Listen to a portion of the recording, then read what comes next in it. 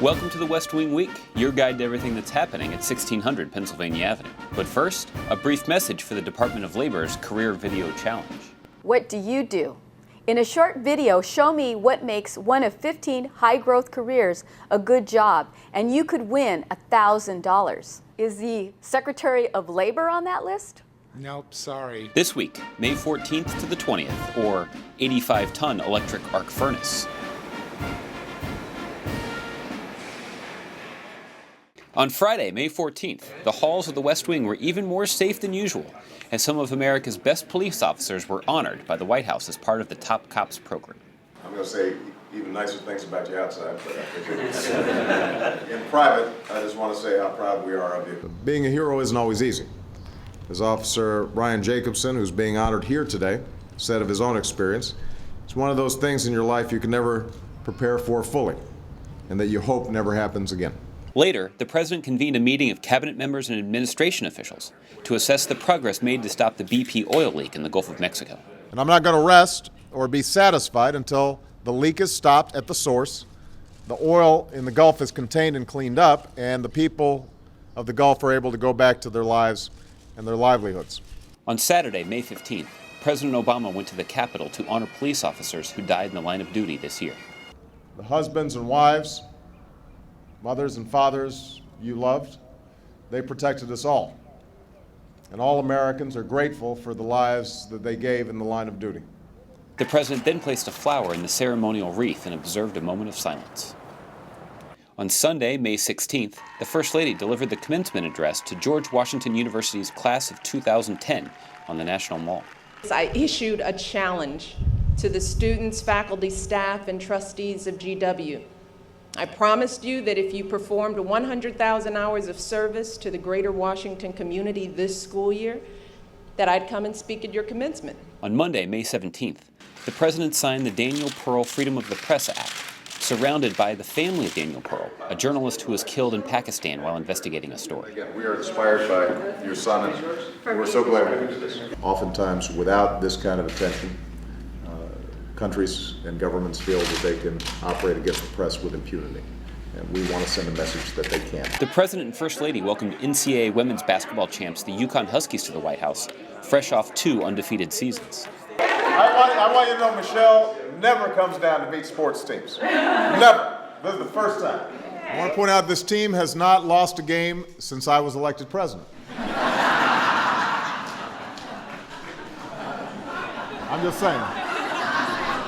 On a rainy Tuesday, May 18th, the president left Andrews Air Force Base for rainier Youngstown, Ohio, where he visited V&M Star, a steel tube manufacturer.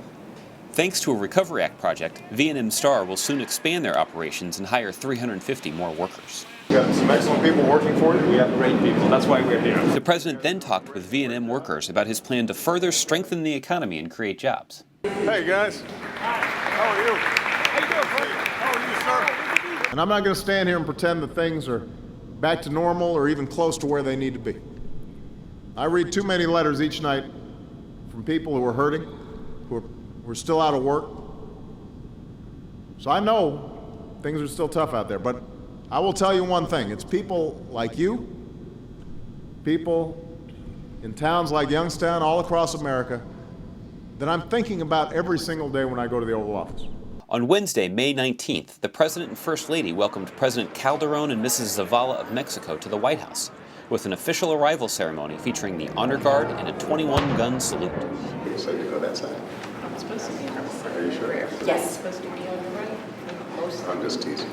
We just want I've only been briefed like 8 times on this. Only? Welcome to the United States. President Obama then met with President Calderon in the Oval Office to discuss our nation's important mutual interests. When a flu spreads, or an earthquake strikes, or cartels threaten innocent people, it affects lives on both sides of our common border. When our neighbors are in need, whether in Honduras or in Haiti, we respond together. The state dinner was held in the East Room, where toasts were made before the meal was served. In life, it's not enough to want your dream. As the extraordinary writer Octavio Paz wrote in one of his poems, you must deserve your dream. And so, Mr. President, I propose a toast to the dreams of our children.